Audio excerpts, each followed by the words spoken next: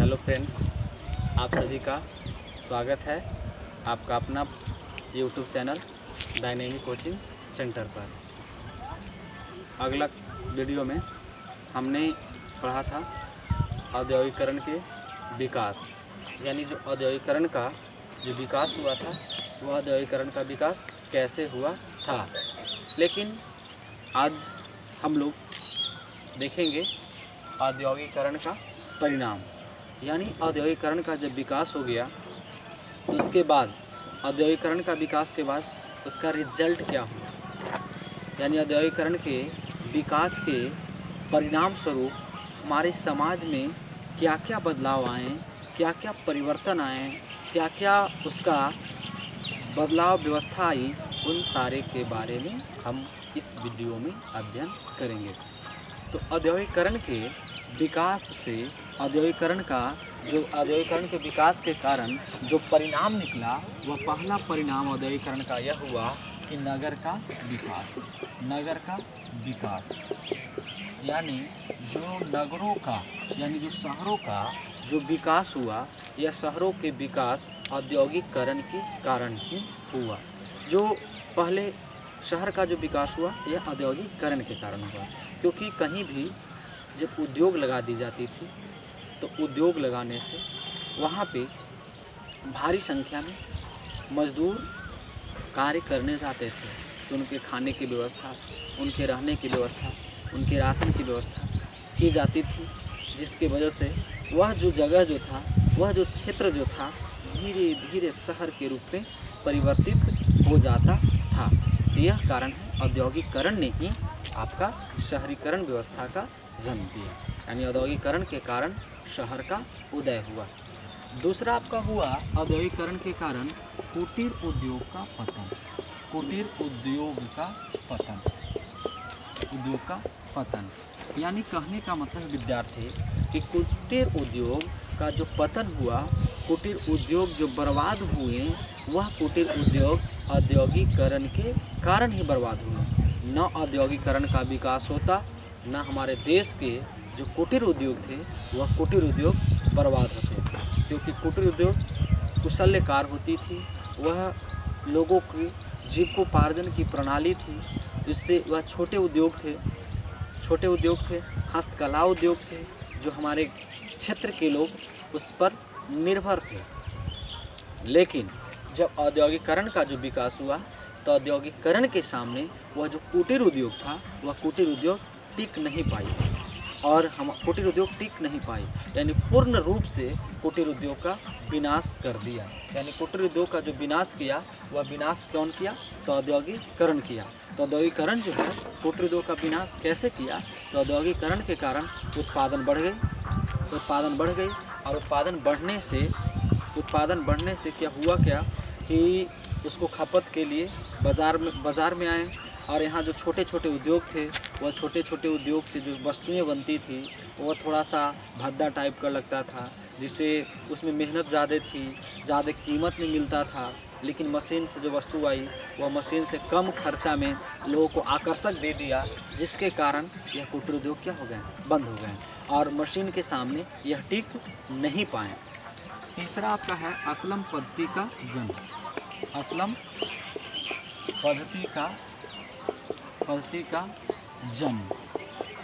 यानी असलम पद्धति का जो जन्म दिया, यह असलम पद्धति का जन्म औद्योगिकरण ने ही असलम पद्धति का जन्म दिया। वो जो गांव के लगभग भूमिहीन किसान थे, जो गांव के किसान थे, वह गांव के किसान अच्छे रोजगार की तलाश में शहर में गए। लेकिन जब वह शहर में गए तो उन्हें शहरों में हुआ क्या? तो शहरों में उन्हें छोटे छोटे घरों में रहने के लिए विवश कर दिया गया, उन्हें छोटे छोटे घरों में रहने के लिए बाध्य कर दिया गया, मजबूर कर दिया गया, वहाँ पे कोई भी बुनियादी सुविधा उपलब्ध नहीं थी। तो कभी एक क्वेश्चन आपका एग्ज़ाम में शॉर्ट क्वेश्चन में पूछता है कि असलम पद्धति का जन्म कैसे हुआ, तो आपको बताना है कि असलम पद्धति का जो जन्म हुआ यह असलम पद्धति का जन्म औद्योगिकरण के कारण हुआ। तो औद्योगिकरण के कारण ये असलम पद्धति का जन्म कैसे हुआ? तो औद्योगिकरण के कारण हुआ क्या कि औद्योगिकरण के कारण कुटीर उद्योग बंद हो गए, और कुटीर उद्योग बंद होने से जो गांव के लगभग भूमिहीन किसान थे, जो गांव के कुटीर उद्योग चलाने वाले जो लोग थे, उनको अपने जीविकोपार्जन करने के लिए वह शहर की ओर पलायन किए। और जब वह शहर की ओर पलायन किए तो उन्हें छोटे छोटे घरों में रहने के लिए विवश कर दिया गया, मजबूर कर दिया गया, जहाँ किसी प्रकार की सुविधा न थी। यह था असलम पद्धति। और औद्योगिकरण ने हमारे समाज में क्या किया? तो औद्योगिकरण के कारण तीसरा जो हुआ हमारा चौथा हुआ सामाजिक विभाजन। सामाजिक विभाजन यानी औद्योगिकरण के कारण ही हमारे यहाँ सामाजिक विभाजन हुआ, यानी समाज में बंटवारा हुआ। ये कैसे? तो जो इंडस्ट्री, जब हमारे यहाँ उद्योग आई तो उद्योग में जो पूंजी लगाया, जो पूंजी निवेश किया, वह पूंजीपति वर्ग बन गया, और जो उद्योग फैक्ट्री में काम करने गए वह मजदूर बन गए। तो मजदूर बन गए। यहाँ पे हुआ क्या? तो पूंजीपतियों द्वारा, जो पूंजीपति जो वर्ग थे, वह पूंजीपति वर्ग द्वारा मजदूरों का शोषण किया जाने लगा, और मजदूरों को शोषण किए जाने लगा, जिससे हमारे समाज में विभाजन हुई। हमारा समाज दो वर्ग में बटा, एक पूंजीपति वर्ग और एक मजदूर वर्ग। तो यह जो हमारे यहाँ जो पूंजीपति वर्ग और जो मजदूर वर्ग जो आया, यह किसके कारण आया? तो यह औद्योगिकरण के कारण ही हमारे यहाँ औद्योगिकरण ने ही हमारे यहाँ सामाजिक विभाजन जैसी भेदभाव उत्पन्न की, और हमारे समाज को औद्योगिकरण के आधार पर हमारे समाज को तीन वर्ग में बंटा। पहला पूंजीपति वर्ग, दूसरा हुआ मध्य वर्ग जिसे बुर्जुआ वर्ग भी कहा जाता है, और आपका तीसरा हुआ श्रमिक वर्ग, मजदूर वर्ग। तो उद्योग में जो फैक्ट्री, जो उद्योग थे, जो उद्योग में पूंजी का निवेश किए, जो उद्योग में पैसा लगाएं, वह पूंजीपति वर्ग हो गए। मध्य वर्ग, अब मध्य वर्ग, तो मध्य वर्ग को पढ़ा लिखा भी वर्ग भी कहा जाता है, मध्य वर्ग को बुर्जुआ वर्ग भी कहा जाता है। अब मध्य वर्ग जो थे, वह मध्य वर्ग कौन थे? मध्य वर्ग में कौन कौन शामिल थे? तो मध्य वर्ग में वह व्यक्ति शामिल थे जो गांव के लगभग भूमिहीन किसान थे, जो विभिन्न पेशा में रहकर, मध्य वर्ग, थोड़ा सा गलती हो गया, मध्य वर्ग जो विभिन्न पेशा में रहकर औसतन एक समान वेतन पाते थे, उन्हें मध्य वर्ग कहा जाता था। जैसे डॉक्टर, वकील, नर्स, शिक्षक, अभियंता, ये लोग जो थे मध्य वर्ग थे। और यह शहरों में एक जागरूकता की जो भावना उत्पन्न की है, यह मध्य वर्ग ने की है। और जो उद्योग में, जो फैक्ट्री में, इंडस्ट्री में जो काम करने गए, वह मजदूर वर्ग बन गए। तो कहने का मतलब है कि हमारे यहाँ सामाजिक विभाजन, यानी समाज में जो विभाजन किया, यह औद्योगिकरण के कारण हमारे समाज में विभिन्न वर्ग का उत्पत्ति हुआ। पांचवा आपका है श्रमिक आंदोलन।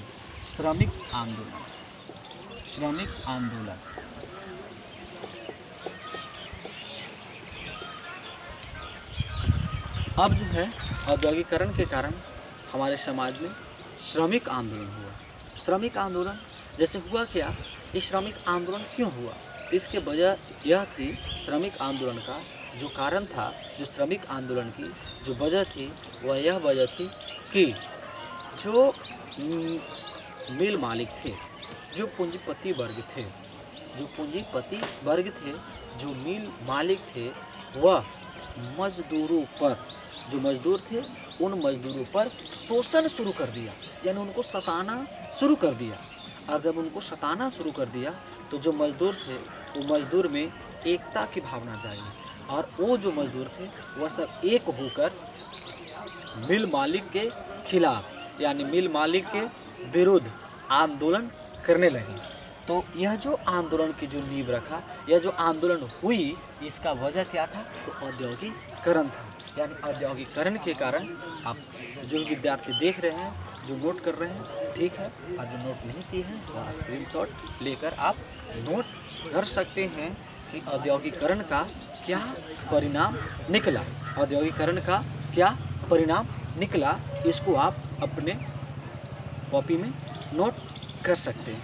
तो 2 क्वेश्चन अभी हम लोग डील किए, अभी और छोटे छोटे क्वेश्चन को हम देखते हैं।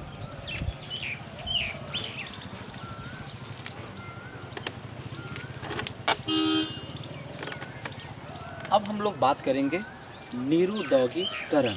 निरुद्योगीकरण, निरुद्योगीकरण, आज हम लोग बात करेंगे निरुद्योगीकरण। यह निरुद्योगीकरण है क्या? यह निरुद्योगीकरण है क्या? निरुद्योगीकरण कहते हैं किसको, इसके बारे में हम लोग अध्ययन करेंगे। तो निरुद्योगीकरण कहते हैं, निरुद्योगीकरण कहते हैं औद्योगिकरण के विकास के कारण। जब औद्योगिकरण हुआ तो औद्योगिकरण का जो विकास हुआ, तो औद्योगिकरण के विकास के कारण जो कुटीर उद्योग था, यह कुटीर उद्योग का पतन हो गया। तो औद्योगिकरण के विकास के कारण जो कुटीर उद्योग का पतन हुआ, यह कुटीर उद्योग का पतन ही निरुद्योगीकरण कहलाता है। यानी औद्योगिकरण के विकास के कारण, औद्योगिकरण के विकास के कारण एक और औद्योगिकरण का विकास हो रहा था, तो दूसरी तरफ कुटीर उद्योग का विनाश हो रहा था। तो जो कुटीर उद्योग का विनाश हो रहा था, इसी को हम निरुद्योगीकरण कहते हैं। ठीक है। अभी हम लोग एक और टॉपिक पर बात करेंगे, वह है क्वेश्चन, आपका शॉर्ट क्वेश्चन पूछा जाएगा कि न्यूनतम मजदूर कानून कब पारित हुआ और इसका उद्देश्य क्या था। न्यूनतम मजदूर कानून, न्यूनतम मजदूर कानून कब पारित हुआ और इसका उद्देश्य क्या था। किस उद्देश्य से न्यूनतम मजदूर कानून पारित हुआ था। तो जो न्यूनतम मजदूर कानून जो है, यह न्यूनतम मजदूर कानून 1948 ईस्वी में पारित हुआ। यानी न्यूनतम मजदूर कानून कब पारित हुआ, तो न्यूनतम मजदूर कानून 1948 ईस्वी में पारित हुआ। अब यह बात आती है कि न्यूनतम मजदूर 1948 ईस्वी में पारित हुआ, इसका उद्देश्य क्या था, किस उद्देश्य से न्यूनतम मजदूर कानून पारित हुआ था। तो इसका उद्देश्य यह था कि कम से कम जो मजदूर हैं, उनको मजदूर को कम से कम न्यूनतम वेतन दिया जाए। इस उद्देश्य को लेकर न्यूनतम मजदूर कानून पारित हुआ था। अगर कोई अगर आप इसके बारे में कॉपी में नोट कर सकते हैं कि न्यूनतम मजदूर कानून कब पारित हुआ, तो न्यूनतम मजदूर कानून 1948 में पारित हुआ। इसका उद्देश्य क्या था, इसका उद्देश्य यह था कि कम से कम मजदूर को न्यूनतम वेतन दिया जाए, इसके लिए न्यूनतम मजदूर कानून पारित हुआ था। ठीक है विद्यार्थी, अभी हम एक और टॉपिक के बारे में बात करेंगे, उपनिवेशवाद के बारे में। उपनिवेशवाद के बारे में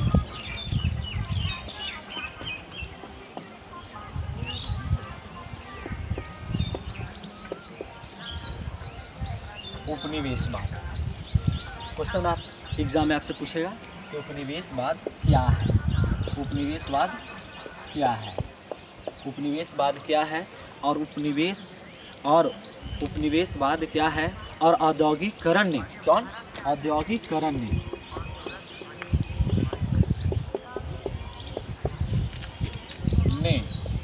उपनिवेशवाद का, औद्योगिकरण ने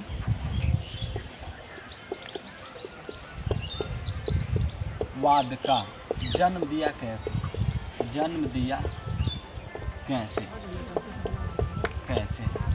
यानी कहने का मतलब है विद्यार्थी, क्वेश्चन पूछेगा कि उपनिवेशवाद से आप क्या समझते हैं, यानी उपनिवेशवाद का जो जन्म दिया, वह उपनिवेशवाद का जन्म औद्योगिकरण ने दिया कैसे, इसके बारे में आपसे क्वेश्चन किया जाएगा। तो सबसे पहले हम जानते हैं कि उपनिवेशवाद है क्या। सबसे पहले हम लोग जानते हैं कि उपनिवेशवाद है क्या। तो उपनिवेशवाद कहते हैं कि जब कोई शक्तिशाली देश, यानी जब कोई ताकतवर देश, जब कोई पावरफुल देश किसी अन्य देश पर किसी अन्य देश पर अपना अधिकार करता है तो उसे हम उपनिवेशवाद कहते हैं। यानी जब कोई शक्तिशाली देश किसी अन्य देश पर अपना अधिकार करता है तो उसे हम उपनिवेशवाद कहते हैं। क्लियर हो गया? एक बार और सुन लीजिए। जब कोई शक्तिशाली देश किसी अन्य देश पर अपना अधिकार करता है तो उसे उपनिवेशवाद कहते हैं।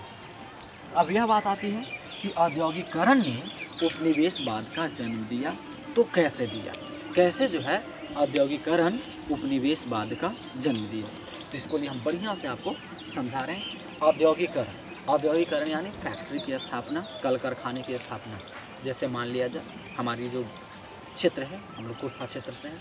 आपका कुर्था क्षेत्र में अगर हम लोग 10 या 5 बहुत बड़े पैमाने पर अगर सलाई का उद्योग लगा दें तो क्या सलाई का उद्योग हम कुर्था में खपत कर लेंगे? कुर्था में हम इतना खपत हो पाएगा? नहीं। तो उसके लिए हमको क्या करना पड़ेगा? दूसरे बाज़ारों में जाकर उस सलाई को बेचना पड़ेगा। तो यही हुआ क्या? तो औद्योगिकरण का जो विकास हुआ वह यूरोपीय देश में। तो यूरोपीय देश में जब औद्योगिकरण का जो विकास हुआ तो औद्योगिकरण के कारण वहाँ उत्पादन बढ़ गया। और जब वहाँ उत्पादन बढ़ गया तो उत्पादन बढ़ने से क्या हुआ? तो उत्पादन बढ़ने से उन्हें बाज़ार की आवश्यकता पड़ी, क्योंकि वह अपनी बाज़ार में उस वस्तु को बेच नहीं पा रहे थे। तो जब उनको बाज़ार की आवश्यकता पड़ा तो भारत आए। किस तलाश में? बाज़ार की तलाश में, अपनी वस्तु को बेचने। सुने भी होंगे कि हमारे यहाँ जो भी यूरोपीय कंपनी आई थी वह यूरोपीय कंपनी व्यापार करने के उद्देश्य से आया था। तो यहाँ वह अपनी वस्तु को बेचने आए थे। तो वह वस्तु को बेचने किसके कारण आए? तो औद्योगिकरण का विकास हुआ। औद्योगिकरण के विकास होने से उनको उत्पादन बढ़ी और उत्पादन को ख़त्म करने के लिए, उत्पादन को खपत करने के लिए बाज़ार की तलाश में भारत में आए। और जब बाज़ार की तलाश में हमारे यहाँ आए तो यहाँ की जो विधि व्यवस्था देखी, यहाँ की विधि व्यवस्था सही नहीं देखी तो उन्होंने अपना उपनिवेश को स्थापित किया। यानी उपनिवेश स्थापित हुआ तो औद्योगिकरण के कारण हुआ। न औद्योगिकरण का विकास होता, न उत्पादन बढ़ता, तो न उसकी खपत के लिए बाज़ार की आवश्यकता पड़ती और न भारत गुलाम होता। यानी भारत जो गुलाम हुआ वह औद्योगिकरण के कारण ही हुआ। ठीक है फ्रेंड्स, धन्यवाद। आप अपने इस चैनल को लाइक और सब्सक्राइब ज़रूर कर दीजिएगा। फिर हम अगले वीडियो में आपको लेकर आएंगे और भी कुछ टॉपिक।